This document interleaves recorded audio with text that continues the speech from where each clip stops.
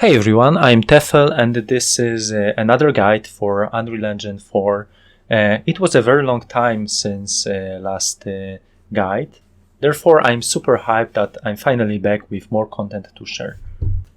So today, in this short video, we are going to check existing anti-aliasing solutions and explain which gives the best visual results, also pointing out limitations, unwanted artifacts like blurriness or ghosting for temporal anti-aliasing, and obviously how to eliminate them.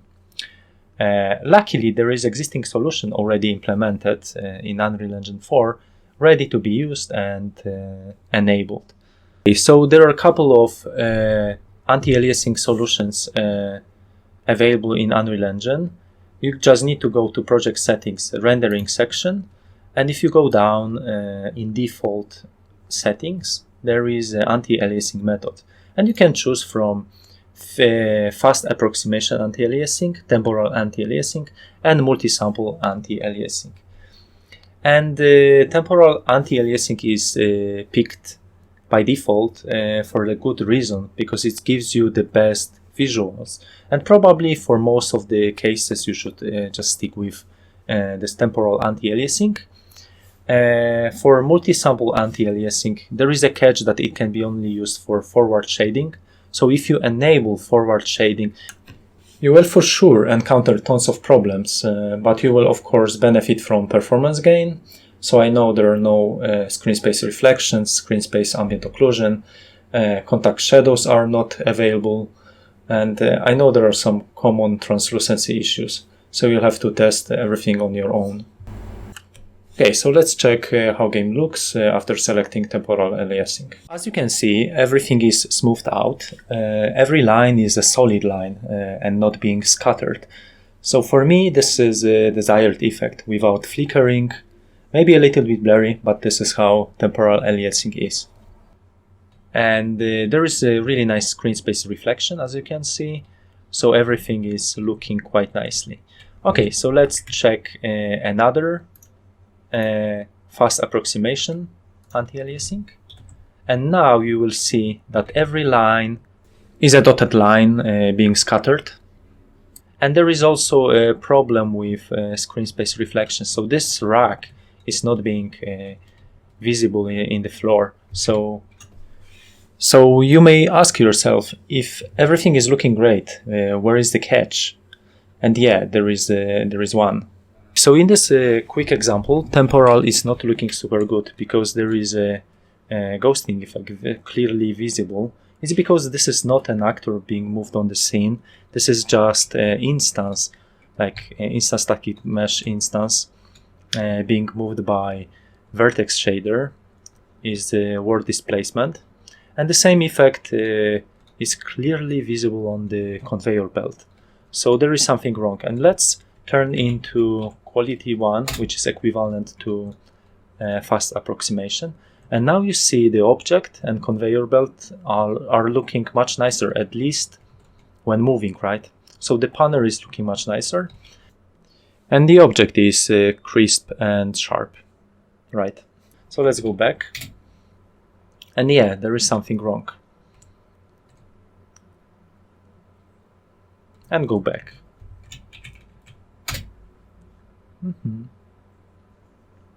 So even here in this simple vertex shader example where astronaut is running, you encounter the same ugly artifacts caused by temporal aliasing and blending multiple frames together. So this is something you have to keep in mind when using shaders animations with TAA, that these artifacts will occur by default. So why this is even happening, and is there something we can do to get rid of this effect?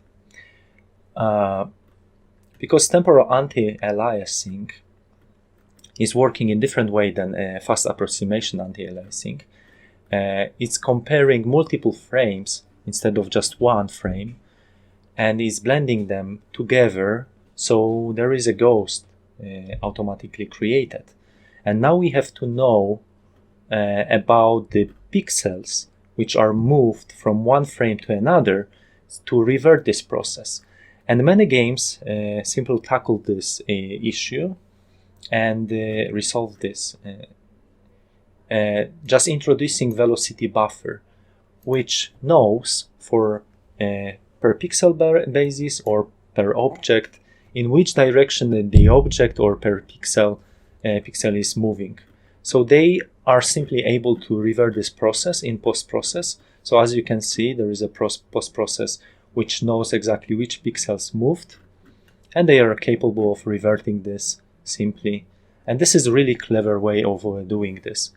So the same or similar solution is already introduced in Unreal Engine 4 and is available by default for every actor. So every actor has this by default. So it has the velocity buffer, and it knows, and it already looks super crisp and sharp if you try to move an actor on your scene. But the problem begins when you are using shader movement. And luckily, there is also a checkbox you can enable in Unreal Engine 4 just to do extra calculations for your shader. And this is solving a problem completely. So now let's get back to the Unreal Engine. To enable velocity buffer, you have to go to rendering section, and once again down below, this time to optimization, and there is a checkbox: output velocities during base pass and output velocity due to vertex deformations. So enables materials with world position offset and world displacement to output velocities during velocity pass even the editor has not moved. This incurs the performance cost obviously and can be quite significant if many objects are using world position offset. So you have to keep in mind that if you have too many world displacement materials, tessellation, or just changing world position offset, maybe it's not suitable for you because this comes with high cost. And also, whenever you change this from one option to another, it's not required only to restart the engine, but it's going to require of compiling all the shaders you have in the project. So it will take a while until it's done. It's basically the same when you enable forward shading, but it's kind of obvious that all the materials needs to be recompiled. Yeah, and let's check the final result after enabling this. So here it is, our final result. And as you can see, all the instances are being moved and rotated. And despite that, everything looks super sharp. So yeah, finally, this astronaut looks like a man without any blurriness on his back. To be honest, I don't like staring on his butt, but when it's so crisp, maybe it's kind of worth it. So yeah, he's looking exactly like his non-anti-aliased version now. There is one remaining thing to cover. There are obviously also settings to tweak for TAA, which can improve look furthermore. So there is current frame weight, which describes strength of blending multiple frames, temporal AA samples, number of samples being taken into account, and there is also r.Tonemapper.Sharpen, another way of sharpening edges, so you may want to tweak also that. So here are my settings, which I think are looking the best in our case, but you may want to tweak this on your own, so you end up with different settings.